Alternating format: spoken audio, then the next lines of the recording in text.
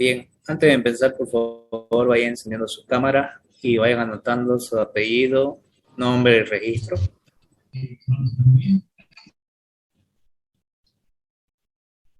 El día de hoy el ingeniero no va a poder dar la clase por el tema que están en sesión IQ para ver una cosa pendiente, ¿no? De ahí. Me pidió por esas razones que le explique la parte teórica del sistema, de la primera ley para sistemas cerrados y abiertos. ¿Ya? No tengan pena. Bien, voy a comenzar a Recording in grabar. progress.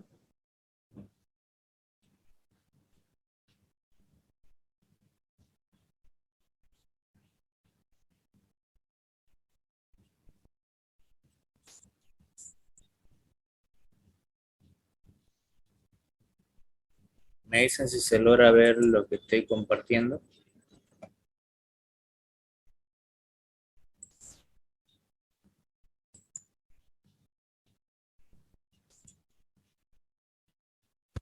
¿Se ve?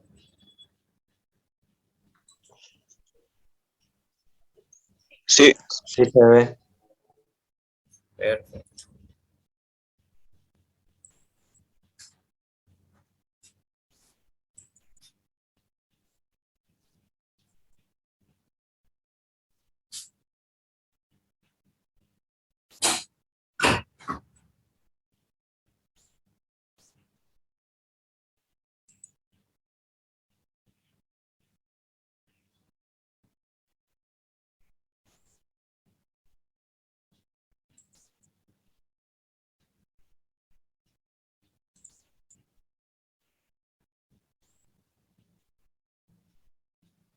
Bien, el día de hoy vamos a ver lo que es la aplicación de la primera ley de la termodinámica para sistemas cerrados, como también vamos a ver para sistemas abiertos. La parte de lo que es la introducción a estos tipos de sistemas, cómo se hace la transferencia de calor, que ya también con el ingeniero ya lograron ver. La parte de los mecanismos de transferencia de calor, todo lo que son los dispositivos, como ser calderas, como ser condensadores y más dispositivos donde haya la transformación de energía en forma calorífica. Y la parte de trabajo, lo que vendría a ser las bombas, las turbinas, que viene a realizar los trabajos mecánicos de un sistema. Vamos a ver lo que es el trabajo eléctrico, que ya también es mucho ejercicio, trabajo mecánico de eje, que también ya hicimos ejercicio, y lo que es balance de energía. No es el mismo la propiedad del balance de energía para sistema cerrado que sistema abierto. Eso lo vamos a ver de acuerdo al ejercicio que veamos y de acuerdo al tipo de sistema. Vamos a ver lo que son los calores específicos, que ya también lo vimos, que en gases no había la relación de la energía interna de entalpía y ocupamos los calores específicos, ya sea a volumen constante o a presión constante. La energía interna, la entalpía, los calores específicos para gases ideales también, que ya también se han visto. Ya vimos lo que es gases ideales, lo que son sólidos y líquidos para sistemas cerrados. Y vamos a partir de la parte de la introducción. ¿Qué es lo que vamos a ver entonces el día de hoy? La aplicación de la primera ley de la termodinámica, que es el principio de conservación de la energía. ¿Qué me dice el principio de conservación de la energía? La energía no se crea ni se destruye, solamente se transforma o se transfiere en otro tipo de energía. Entonces, ¿qué es lo que vamos a ver en la termodinámica? Los procesos de transformación de la energía, ya sea de forma mecánica o en forma de calor. ¿Qué quiere decir? Que puedo transformar una energía mecánica en una energía eléctrica en energía de flujo o sucesivamente. Eso viene en lo que es el principio de conservación de la energía. Se aplica para sistema cerrado y para sistema abierto. Aplicamos para sistema cerrado para procesos discontinuos y para sistema abierto para procesos continuos. ¿Qué es lo que tiene que ver ahí? El tiempo. Cuando hablamos de un flujo másico, estamos hablando de la cantidad de materia por unidad de tiempo. Estamos hablando masa sobre tiempo. ¿Cuál es la diferencia entre sistema cerrado y sistema abierto? En sistema cerrado hay transferencia de energía, pero no de materia. La materia permanece constante, o sea que la masa se mantiene. No hay pérdida de masa. Y en un sistema abierto hay transferencia de materia y transferencia de energía. ¿Qué quiere decir? Que tanto el sistema abierto va a haber ganancia o pérdida de energía y la materia, en función del tiempo, va a estar ingresando y saliendo. Por eso es que el proceso es continuo.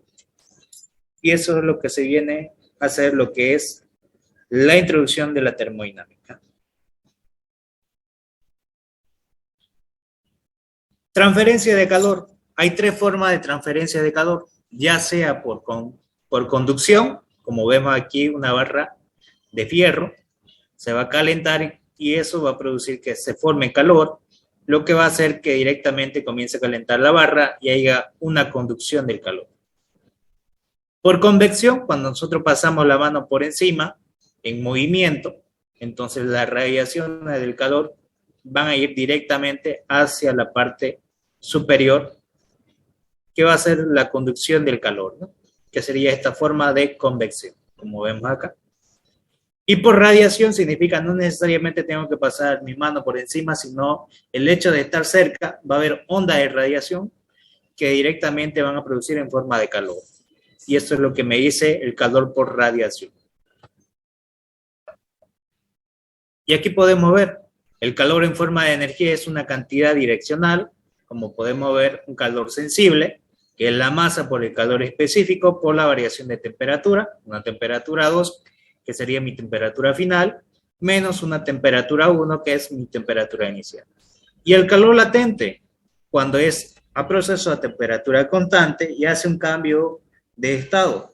De un estado líquido pasa a un estado sólido o de un estado líquido a un estado de vapor. Ahí podemos ver lo que son los calores latentes, tanto de fusión como de vaporización. Y eso es lo que ustedes vieron en Física 2. Hasta ahí, ¿me sigue? Perfecto. Entonces, lo que vamos a ver en términos que estos calores que vemos acá va a depender del tipo de sistema. Y eso va a ser un calor, ya sea una capacidad que va a depender de las capacidades, ya sea una capacidad calorífica a volumen constante o a presión constante. Fíjense que la misma presión de acá, solamente lo que cambiaría sería este calor específico. Para procesos adiabáticos, se designa como un proceso adiabático aquel el cual sistema no intercambia calor con su entorno. ¿Qué quiere decir? Que no hay transferencia de calor, que la transferencia de calor es nula, que quiere decir que es cero, que el calor no va a haber transferencia de calor de un cuerpo hacia otro. La transferencia de calor con el entorno es el calentamiento, enfriamiento adiabático, son procesos comunes que ocurren debido al cambio de presión de un gas. Esto puede ser cuantificado usando la ley de los gases ideales. Puedo utilizarlo también para la parte de los gases, como también lo puedo utilizar para la parte de los líquidos. Cuando hablamos de un proceso adiabático, no hay transferencia de calor. Su calor es cero. Aquí podemos ver dos dispositivos, un objeto y otro, ¿no? Que podemos ver aquí un proceso de expansión, cuando incrementa su volumen, debido a las interacciones del gas, lo que va a producir es que incremente, ¿no? Una presión por diferencial de presión y una presión inicial. Lo mismo va a pasar, pero con el proceso de compresión, cuando va disminuyendo su volumen. Cuando aumenta su volumen, proceso de expansión. Cuando disminuye su volumen, proceso de compresión.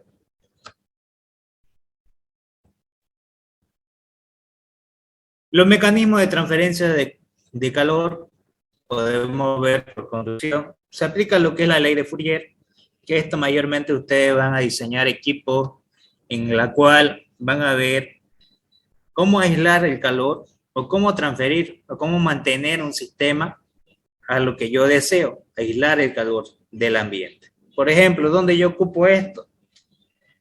Por ejemplo, ustedes cuando quieren mantener su bebida fría, por ejemplo, puede ser una soda, ¿qué utilizan para llevar al campo? Una nevera. Ya, puede ser una nevera, pero también lo más económico, lo más barato que ustedes... ¿Cuál? El Tecnobox, creo que. Correcto. Lo que van a llevar es una conservadora, ¿cierto? Ya sea de plastofor o ya sea de plástico. ¿Sí? Sí. Ahora, ¿qué es lo que se aplica en la termodinámica? ¿Cómo yo logro crear ese material o qué material voy a ocupar para aislar el calor del ambiente con el sistema? De lo que está en el sistema con el ambiente. ¿Cómo concentrar y no disipar el calor? Para eso entra esta parte. Saber que cada tipo de material representa una constante diatérmica o de conductividad de flujo que directamente me va a aislar lo que es el calor y mucho va a depender lo que es la superficie. Por ejemplo, este calor, este flujo calorífico, que traspasa esta pared, esta sección de acá, en forma de temperaturas que van a variar. De ahí va a venir el proceso de transferencia de calor. En este estado estacionario que vemos aquí, se ve lo siguiente. Se van a ver lo que es el calor o la velocidad de flujo calorífico en watts. Se va a ver el área o la superficie en metros cuadrados, la cual se va a atravesar si tiene lugar una transmisión de calor, que quiere decir que para dimensionar ese aislante de calor, tengo que tomar en cuenta cuánto de espesor tiene que tener, cuánto es la sección que debe ocupar, para poder evitar la transferencia de calor. También vamos a ver esta constante K, que es la conductividad térmica de los materiales, que esto va a depender del tipo de material que yo voy a utilizar, si es un plastofor, si es una madera, la cual atraviesa en la dirección en X, como vemos acá, un espesor de 1 milímetro del material. En este caso sería para ese ejemplo. Como consecuencia, la diferencial de 1 grado en los extremos opuestos. Esta constante está para 1 milímetro de espesor por la diferencial de 1 grado. Esto yo lo voy a determinar en tablas, que va a depender de cada tipo de material. Puede ser plastofor, puede ser vidrio, puede ser madera. Entonces, de acuerdo al tipo de material, va a depender esta constante de conductividad térmica. Y vamos a ver lo siguiente, la derivada de la temperatura con respecto a la sección. Cuando hablamos de esta parte de acá, de X, que es la transferencia de calor donde va a ser recorrido, es la gradiente de temperatura, que va a estar en grados Kelvin sobre metros, que es la variación de temperatura en la dirección indicada por X. Esto depende que el flujo calorífico esté ingresando de afuera hacia adentro. También puede ser al revés, de afuera, de adentro hacia afuera. Esto es cuando aplicamos la ley de Fourier, cuando queremos hacer para sistemas de refrigeración o de aislación de calor. Se utiliza lo que es la ley de Fourier para estados estacionarios, como podemos ver acá, que va a depender mucho del material, depende de la sección misma, de la superficie y de la variación de la gradiente, como podemos ver acá. También vamos a ver la convección por la ley de Newton. El calor que fluye debido a la variación de la densidad del aire se denomina por convección. Cuando hablamos de un cuerpo que se encuentra en movimiento, donde hay una parte donde se origina calor, a eso se le llama la convección por ser natural o forzada. ¿Qué quiere decir? Que el calor puede ser directamente natural o lo puedo forzar creándolo yo la fuente de calor, ¿no? Aquí podemos ver un radiador, que es lo que ustedes tienen en su parte de su vehículo. ¿Qué utilizan entonces ahí? ustedes utilizan como refrigerante el agua, lo que va a estar en circulación, por unas tuberías que están dentro del radiador que va a circular con un ventilador. Lo que va a hacer es, debido a ese ciclo que tiene, del fluido del motor que va a tener aceite y demás, donde va a estar en funcionamiento mecánico, los engranajes y demás, va a calentar. Si eso se sigue calentando, ese material se va a fundir, se va a dilatar y se va a desgastar. Para eso se utiliza un método de refrigeración que es el radiador, por donde va a pasar una tubería dentro de lo que es la carcasa misma del radiador y la parte del motor, que lo que va a hacer es enfriar, bajar la temperatura. ¿Para qué? Para que el material que está dentro funcionando no funda. De igual manera, a eso viene lo que es, por la primera ley de Newton, la transferencia de calor por convección. Cuando aplicamos esta ley de enfriamiento de Newton, se expresa la transferencia del calor de la siguiente manera, que es el flujo calorífico, porque hablamos de la diferencial de calor, la derivada del calor con respecto al tiempo. Entonces me dice que este calor va a depender del tiempo de circulación. Y va a depender de estas variables. H, que sería el coeficiente de convección que tiene el material.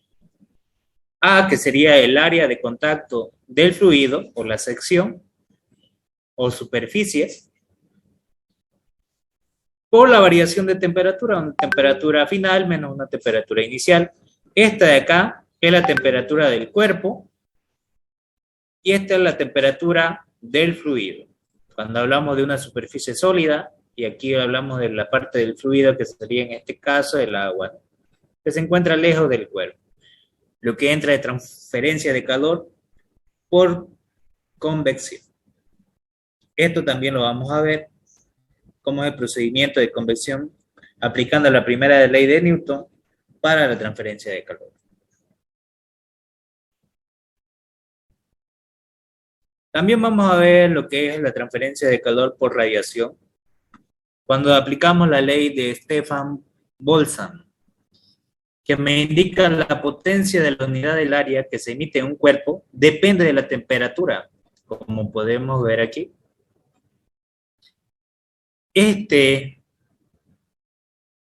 unidad de potencia que vamos a medir va a depender de esta constante de radiación, que depende de esta constante y de la temperatura, que va a estar elevada a la cuarta sobre el exponencial.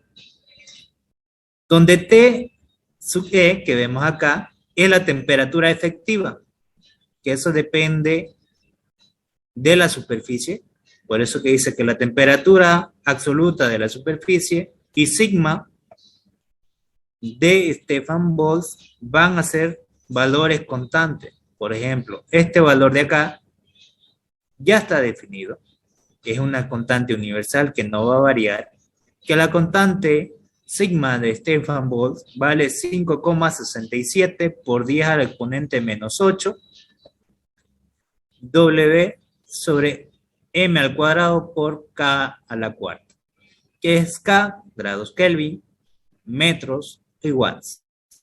Entonces yo lo que voy a tener son esas unidades: superficie, temperatura y energía.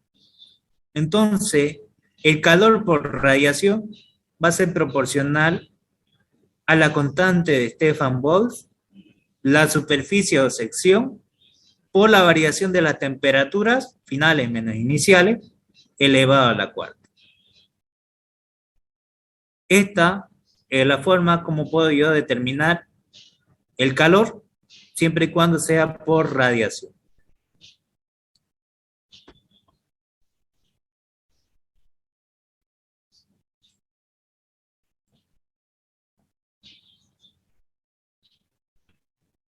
Dentro de un sistema también vamos a ver lo que es el trabajo no puntual, que depende del camino a seguir, que es decir, que no calcula el estado. ¿Qué quiere decir? Habíamos dicho que un sistema, voy a volver para adelante, ahí. Habíamos dicho que un sistema siempre está enmarcado por una frontera, ya sea real o imaginaria, donde yo voy a sacar todas las propiedades que hay dentro de ese sistema. Entonces, fíjense que siempre va a haber un medio o un entorno, que es la parte segmentada que tenemos acá, y un sistema, que ese sistema no es nada más que la energía acumulada, que es igual a la energía producida o ganada que se pierde de fuera del sistema. ¿Qué quiere decir? Como dice el principio de conservación de la energía no se crea ni se destruye. ¿Qué quiere decir? Que puede entrar la energía en forma de calor o de trabajo y me va a producir dentro del sistema una energía propia de acuerdo a la sustancia que esté ahí. Puede ser una energía interna, puede haber energía cinética, puede haber energía potencial, que esa va a ser producida dentro del sistema. Entonces, toda la energía acumulada dentro del sistema es proporcional a toda la energía externa, ya sea que ingrese al sistema. Por eso que dice que el sistema puede perder o puede ganar energía. Si el trabajo sale, el trabajo va a ser positivo. Si el trabajo ingresa, un proceso de compresión, por ejemplo, va a ser negativo. En cambio que el calor, si el calor ingresa, va a ser positivo, y si el calor sale, va a ser negativo. Lo contrario, lo que es el trabajo. Y ese trabajo mucho va a depender de acuerdo al tipo de trabajo. Puede ser un trabajo eléctrico, puede ser un trabajo mecánico, puede ser un trabajo de eje o un trabajo de flujo. Recuerdo que el trabajo es fuerza por distancia, que eso es lo que ustedes vieron en Física 1, lo que aprendieron en trabajo y energía. Y ese trabajo siempre va a estar medido con relación a lo que es la conversión de la energía. El calor siempre lo van a medir en kilojoules, en joules o en BTU, pero el trabajo siempre se mide en newton por metro o newton por centímetros. Pero newton por metro es equivalente a joules. Entonces siempre tiene que ver una unidad que me relacione tanto lo que es el trabajo con el calor. Para ese caso, el trabajo vamos a trabajarlo con kilojoules o joules. ¿Para qué? Para poder relacionar y hacer la suma de energías o resta de energía. Entonces lo que voy a tener que el trabajo va a ser igual, si lo quiero en unidades de masa, al trabajo sobre la masa, lo que me va a dar un trabajo específico, que va a ser kilojoule sobre kilogramos. Y si lo quiero en la unidad de tiempo, va a ser potencia. Trabajo sobre tiempo me va a dar potencia, que es la W con un cerito arriba, que va a ser el trabajo sobre la unidad de tiempo, y eso va a ser kilojoule sobre segundo, es equivalente a kilowatts. Entonces, esta relación es la que vamos a ocupar, debido a que también el calor siempre lo vamos a ver en kilojoules sobre segundo. No van a ver que se calcule la transferencia de calor en kilowatts, siempre va a ser kilojoules sobre segundo. Unidades caloríficas y unidades de trabajo. ¿Hasta aquí se entiende o hay alguna duda?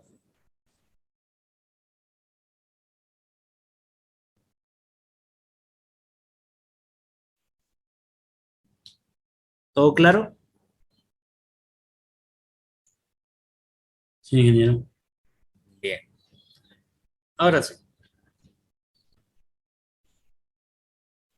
También vamos a ver lo que es el trabajo eléctrico, que también depende de lo que es el efecto Joule.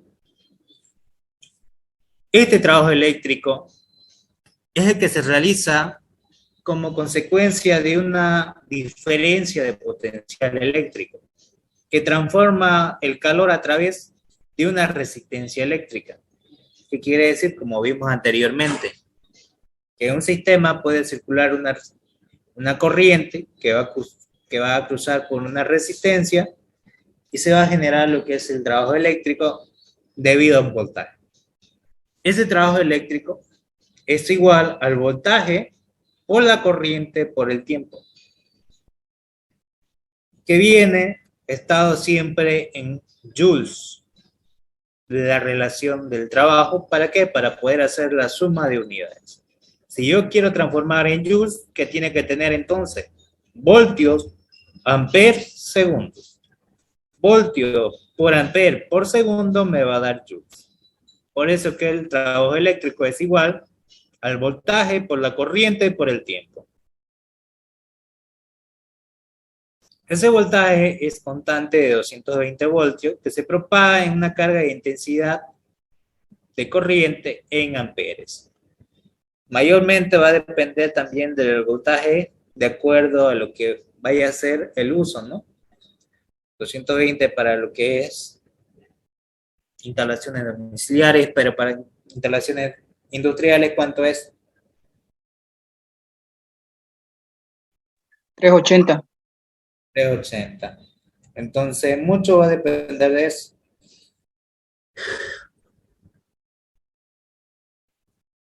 También vamos a ver lo que es el trabajo mecánico, que puede ser trabajo de frontera móvil, trabajo de gravitacional, trabajo de aceleración o trabajo de resorte.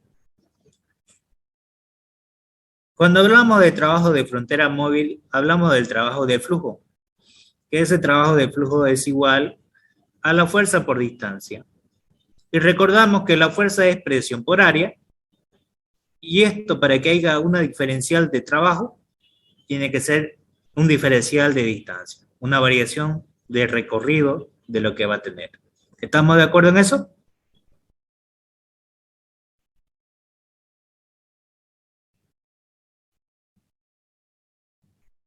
Sí, ¿no? Para que haya trabajo tiene que haber un movimiento, un desplazamiento. Si no hay un desplazamiento, no va a haber trabajo. Entonces, lo que me va a quedar área por diferencial de X va a ser igual al diferencial de volumen. En un cilindro, la sección se mantiene, lo que cambia es la altura. Entonces, lo que voy a tener, si la sección es la misma y la altura es la que varía, voy a tener un diferencial de volumen. Entonces me queda que el trabajo de frontera móvil o trabajo de flujo va a ser igual a presión por diferencial de volumen, siempre y cuando sea un proceso isobárico. Y una de las unidades más comunes es kilopascales por metros cúbicos, me va a dar kilojoules. Y PSI por pie cúbico me va a dar BTU, que sería 5,501 BTU. PSI por pie cúbico me va a dar 5,501 BTU.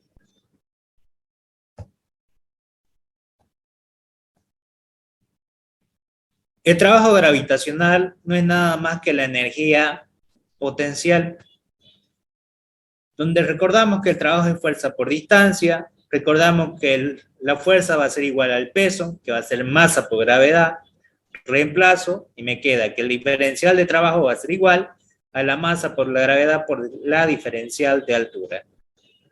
Entonces lo que voy a tener es que el trabajo va a ser igual a la masa por la gravedad por la variación de altura. Y esto es para mí la energía potencial, que es también igual conocido como trabajo gravitacional. Y el trabajo de aceleración no es nada más que la energía cinética, donde dice que el trabajo es igual a la fuerza por la distancia. Sabemos que la segunda ley de Newton me dice que la suma de todas las interacciones que actúan sobre un cuerpo es proporcional a la variación de su velocidad que va a tener dicho cuerpo. Entonces lo que tenemos es que es sumatoria de fuerzas es igual a masa por aceleración. Reemplazo ese valor. Entonces lo que voy a tener de V de fuerza va a ser masa por aceleración por diferencial de X, que es desplazamiento.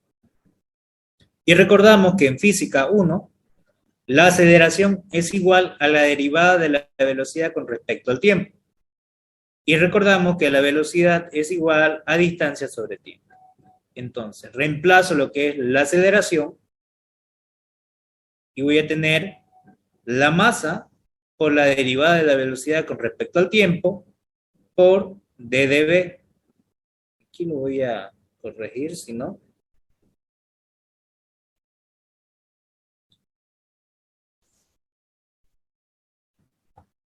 A ver. Para que quede mejor, más claro, lo voy a corregir acá.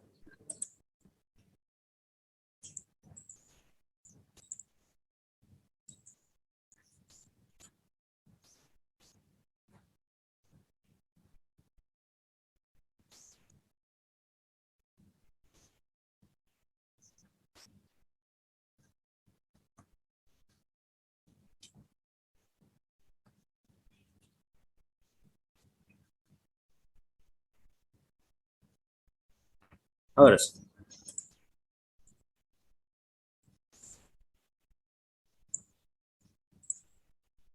Ahora sí, fíjense que esto lo voy a reemplazar, que es aceleración derivada de la velocidad con respecto al tiempo, por el diferencial de x, que me quedaría, y diferencial de x sobre el diferencial de tiempo me va a dar lo que es velocidad.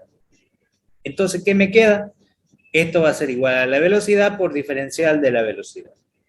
Entonces me queda la masa, la integral de la velocidad por el diferencial de velocidad, me va a quedar un medio, que sería el valor de la integral, por la masa, por la velocidad al cuadrado, que sería la integral de b por diferencial de b.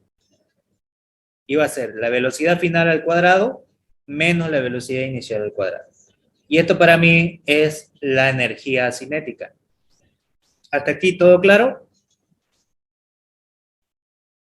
¿Sí? Solamente estoy haciendo lo que es la deducción de la energía potencial y la energía cinética, también conocida como el trabajo gravitacional y el trabajo de aceleración. ¿Hasta ahí todo claro? Sí. Bien. Y vamos a ver también lo que es el trabajo de resorte, donde sabemos que el trabajo es fuerza por distancia y la fuerza de resorte es igual a la constante de resorte por la distancia de desplazamiento de resorte, X. Entonces, si yo lo quiero llevar en una forma diferencial, la diferencial de trabajo va a ser igual a K por X por diferencial de X. Y como ya está en forma diferencial, puedo integrar. Y la integral de esto no va a ser igual a un medio de la constante de resorte por la distancia X final al cuadrado menos la distancia inicial X al cuadrado. Si lo quiero determinar, el trabajo de resorte.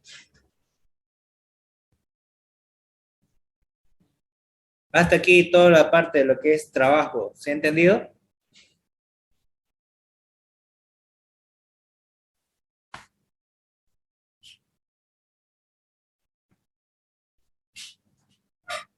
¿Sí? Sí, sí, sí. Bien. Y en el balance de energía, aplicando lo que es la primera ley de la termodinámica, es el principio de conservación de la energía. ¿Qué quiere decir? La existencia total de la energía. ¿Qué quiere decir? Que la energía siempre se va a conservar. Ya sea que se puede perder la cantidad de energía, pero siempre va a ser equivalente. La energía solamente lo que va a hacer es transformarse en otro tipo de energía. Aquí podemos ver. Para un proceso de transferencia de calor sin interacción de trabajo. Entonces estamos hablando de un proceso isocórico a volumen constante. Si el volumen no hay, entonces el trabajo va a ser nulo y el calor va a ser igual a la variación de energía. Si el proceso con interacción de trabajo, pero sin transferencia de calor, entonces estamos hablando de un proceso adiabático, donde no va a haber transferencia de calor, que va a ser nulo, entonces me va a quedar que menos el trabajo va a ser igual a la variación de energía dentro del sistema. Y como aplicamos la ley de la termodinámica, entonces el calor va a ser igual a la variación de energía y el trabajo va a ser igual a la variación de energía también. Si aplico la primera ley, va a ser calor menos el trabajo igual a la variación de energía. Mucho va a depender del tipo de sistema. Si el sistema es cerrado, va a ser variación de energía interna.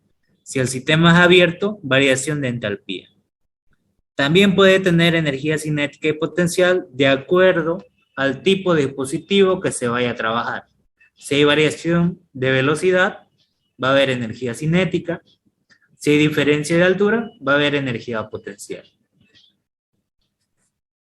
Como tenemos Q es la cantidad de calor total en kilojoule, W es el trabajo, y delta D es la variación de energía total del sistema.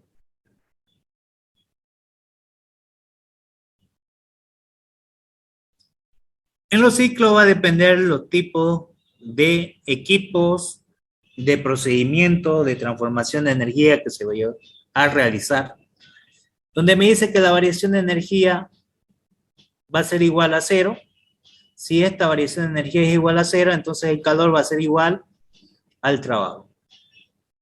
Pero esa variación de energía va a ser igual a la variación de energía interna más la variación de energía cinética más la variación de energía potencial.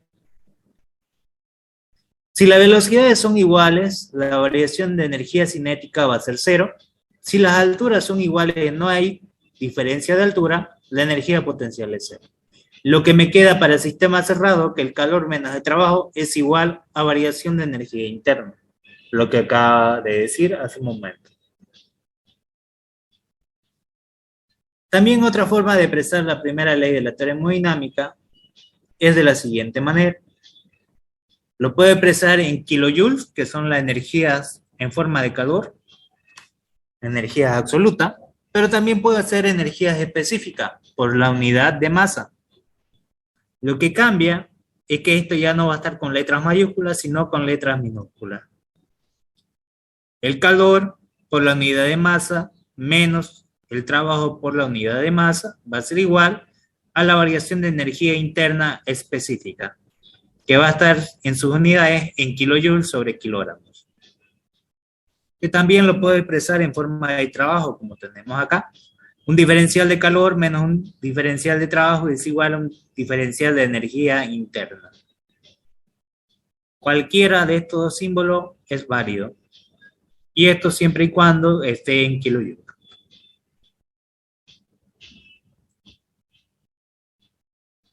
También tenemos lo que son las capacidades caloríficas o calores específicos. Vamos a ver lo que son los CP y los CB, que ya también hemos hecho ejercicio de gases.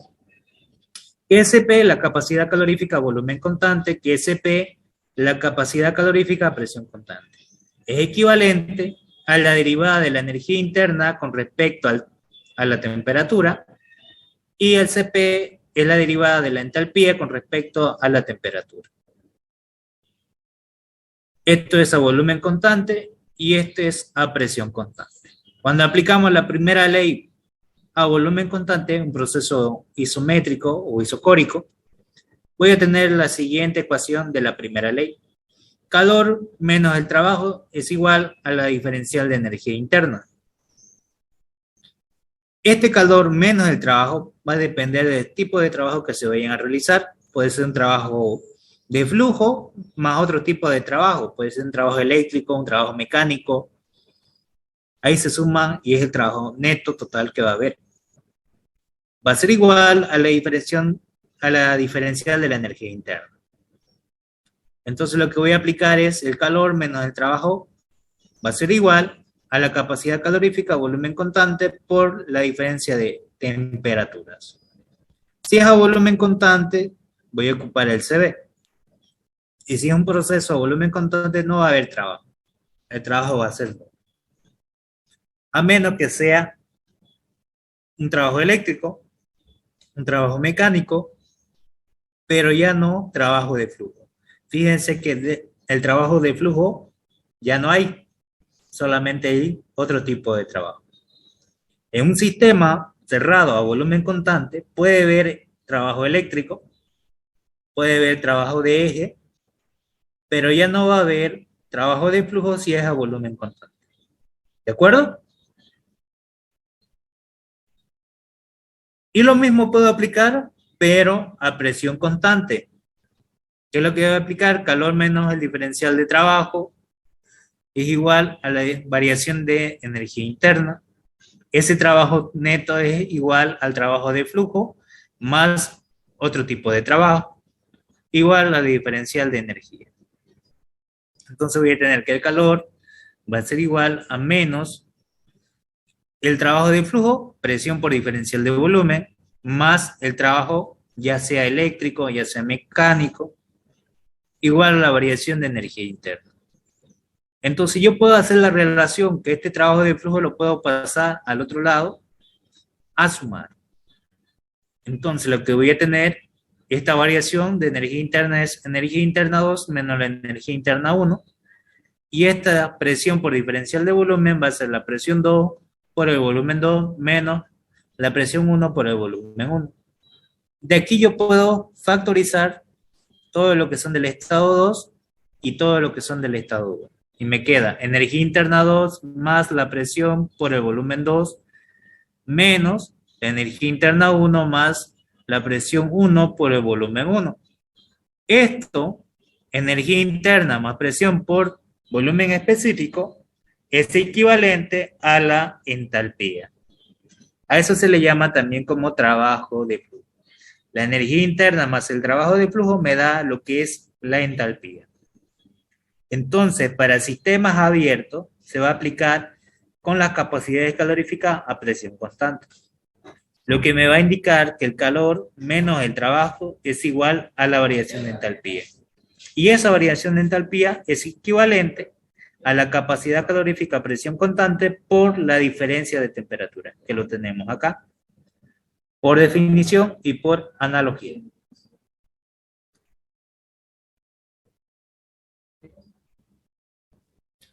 La energía interna y la entalpía y los calores específicos en los gases ideales, vemos lo siguiente, ¿no? Que la energía interna, la entalpía, la capacidad calorífica a volumen constante y la capacidad calorífica a presión constante son propiedades que dependen de la temperatura. En los gases es muy importante la temperatura.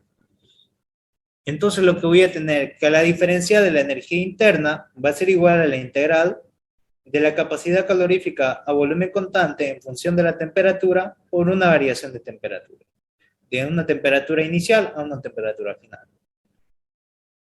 Y de esa manera también lo puedo aplicar con el CP, pero esto sería la entalpía. Aquí lo voy a corregir para que no haya confusión.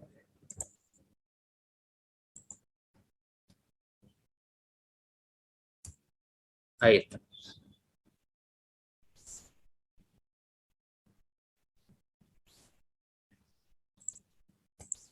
Ahí está.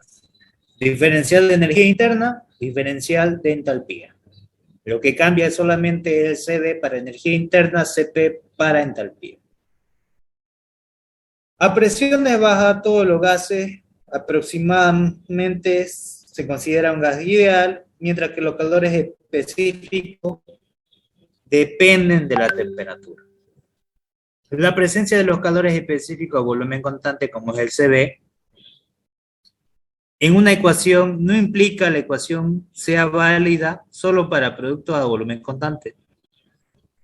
Para determinar la energía interna y la entalpía en los gases ideales se pueden realizar de tres maneras.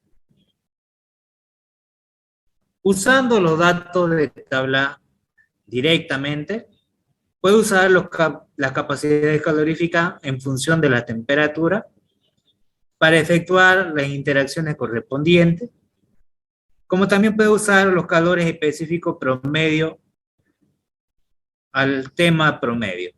Quiere decir, van a haber tablas que ustedes también van a tener para los gases de energía interna y de entalpía, pero son valores que también no se utilizan mucho. Mayormente se hace de la forma directa o de la segunda parte, ¿no? Con la variación de temperaturas. La relación de los calores específicos es la siguiente. Sabemos que presión por volumen es igual al aire específico por la temperatura, que es la ecuación general de los gases. Pero también recordamos que la entalpía es igual a la energía interna más la presión por el volumen. Energía interna más el trabajo de flujo. Entonces voy a aplicar esta relación, donde la entalpía va a ser igual a la energía interna más el R específico de la constante del gas por la temperatura. Y lo que hago es llevar a su forma diferencial. Diferencial de entalpía va a ser igual a la diferencial de energía interna más la constante del gas por la diferencial de temperatura. Esta diferencial de entalpía sabemos que es la capacidad calorífica a presión constante por la diferencial de temperatura, que es igual a la diferencial de energía interna, que es igual a la capacidad calorífica a volumen constante por diferencial de temperatura, más el R, que es la constante del gas, por diferencial de temperatura. ¿Qué es lo que hago entonces?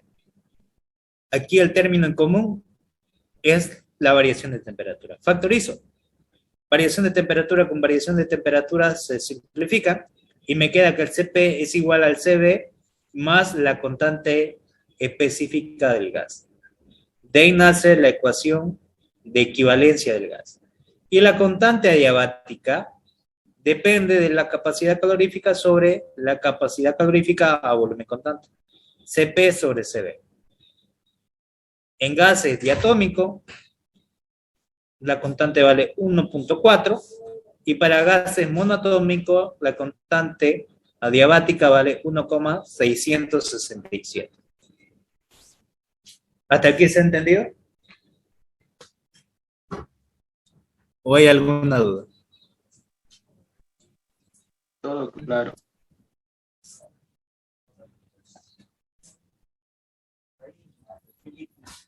En los sólidos y líquidos van a ver las sustancias incompresibles cuando son a volumen constante.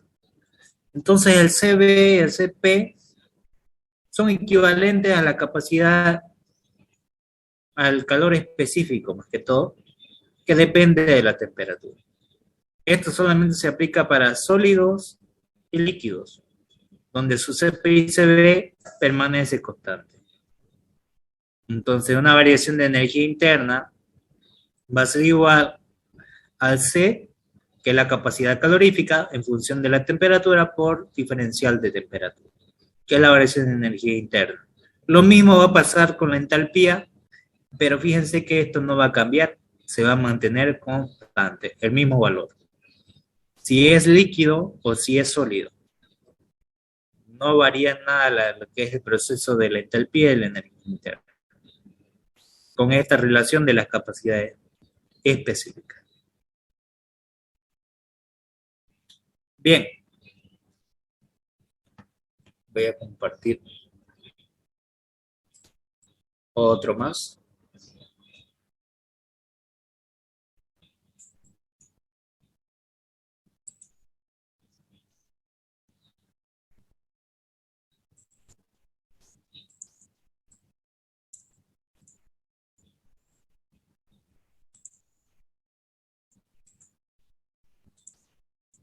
Este ya lo habíamos visto con el ingeniero.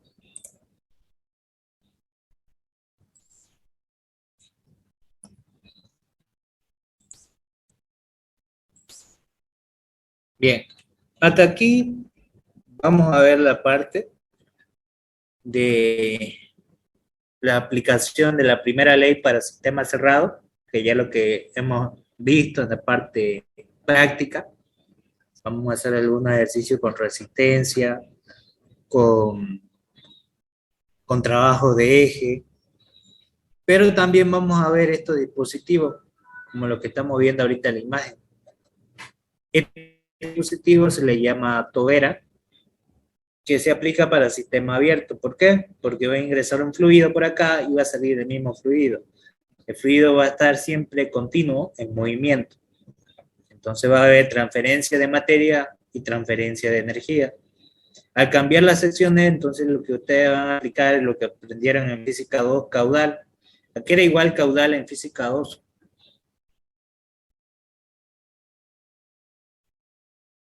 ¿Recuerdan?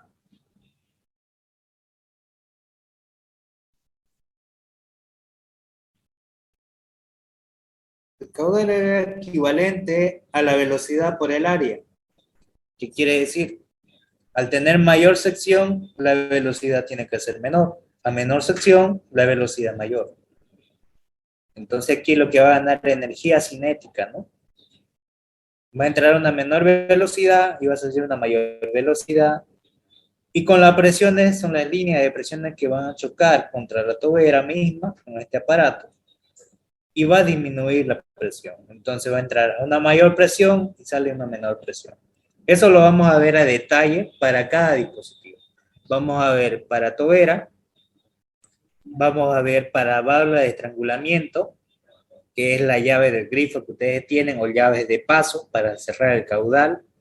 Eso se le llama válvula de estrangulamiento. Lo que hace es estrangular el fluido, reduciendo el paso del fluido, ya sea parcialmente o totalmente. Igual vamos a ver cómo se analiza qué procesos realiza ese dispositivo, tanto como es la válvula de estrangulamiento, como vemos aquí la tobera, y va a haber otro sinfín de equipos. Voy a ver si es que lo tengo por acá.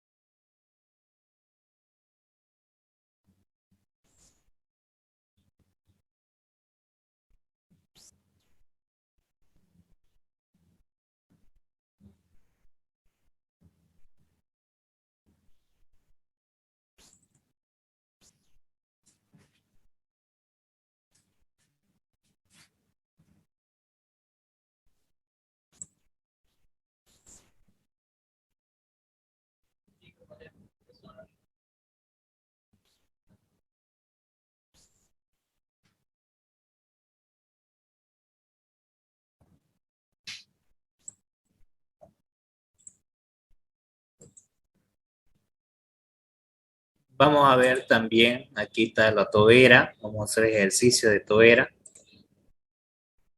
turbinas,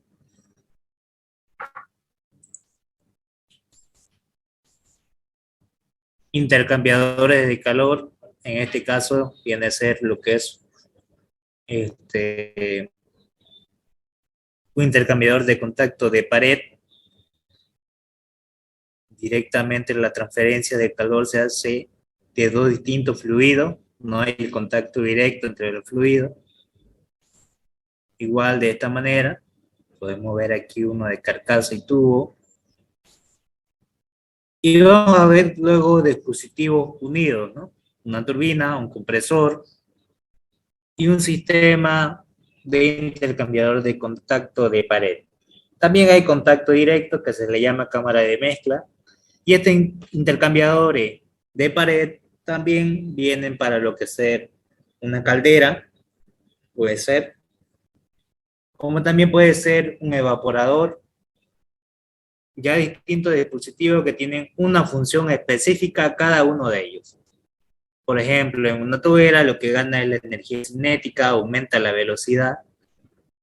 En una turbina genera siempre trabajo, porque lo que va a hacer es golpear aquí en la turbina, va a entrar el fluido, aquí va a haber un eje y va a haber unas hélices que va a tener la turbina, unos álabes, y directamente el fluido va a golpear y va a rotar. Y al golpear el fluido y el rotar, ese eje me va a generar un trabajo de flujo a un trabajo mecánico. Y ese trabajo mecánico que va a salir de acá, que va a ser positivo, va a ingresar a un generador y ese generador lo va a transformar en energía eléctrica. Lo mismo. Todos estos dispositivos lo van a ver en su vida diaria, lo van a ver en las funciones que vayan a trabajar. Puede ser una central termoeléctrica, una central hidroeléctrica, a ver lo que son turbinas de agua, como la turbina Pelton, la Francis. Lo mismo también van a ver en ciclos de combinado, donde va a haber un sistema de Carnot y un sistema de vapor, ¿no? De Rankine.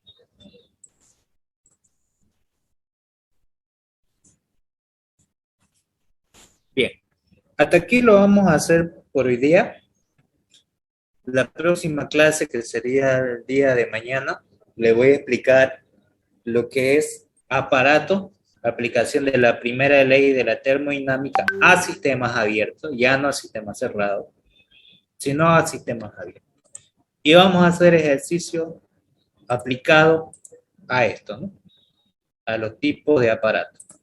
Vamos a hacer por aparato para luego terminar con ciclos completos. Vamos a ver lo que es un ciclo de Rankine. Vamos a ver un ciclo de Stirling también. Y de todo un poco, ¿no? Van a haber distintos tipos de ciclos. Que lo mismo lo van a ver en Termodós al inicio. ¿Hasta aquí se entendió todo o hay alguna duda? Si hay alguna duda, pregunten nomás.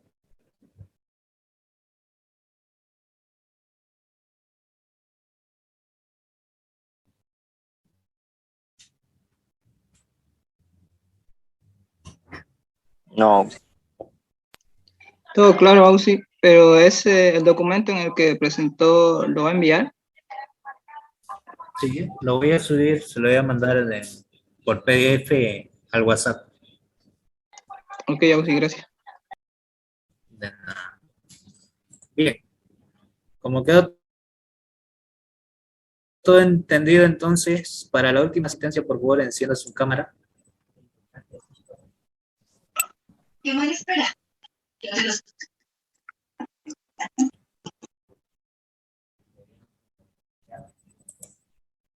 El día de mañana, por favor, no se falten porque es una de las clases importantes. Porque si le entienden a lo que es aparato solamente por cada uno de los dispositivos, cuando hagamos los ciclos no le va a costar nada. Es la base para varias materias lo que vamos a avanzar mañana. Van a aplicarlo en turbomáquina, en hidráulica, en máquinas hidráulicas, lo van a aplicar también en lo que es máquinas térmicas y lo que es termodós también. ¿Sí? Es importante que estén el día de mañana. ¿Listo? Eso sería todo entonces por hoy día. Mañana nos veríamos a las 4 en punto, ¿ya? Que tengan una excelente tarde. Hasta luego. Chao, Hasta chao. luego, ingeniero. hasta luego. Hasta luego, luego. Ausi. Hasta luego, auxiliar. Hasta luego. Hasta luego, ingeniero. Hasta luego.